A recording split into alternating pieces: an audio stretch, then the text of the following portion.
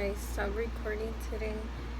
I'm gonna do a little unboxing for the Inkey list. I received this product. It's the glycolic acid exfoliating scalp scrub. I don't know what this is, so this is interesting. I've never used a scalp scrub, excuse me, before, so it looks like this. It looks like when you dye your hair. I've never done it, but that's how it looks.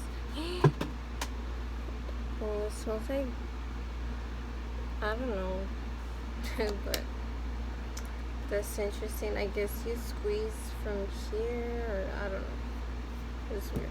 And I also came with this,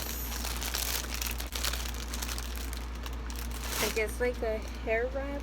Like after you shower or after you use this, you put that on and let it sit and then go wash your hair afterwards. I don't know. This is new. I might need to Google this because I don't know how to use this. I just use shampoo, sometimes conditioner, but not even. That's all I use. I don't use these fancy things. So I probably should. That's why my hair is thinning and gets oily fast, and yeah. But yeah, this is a mini short unboxing. Okay, yeah, bye.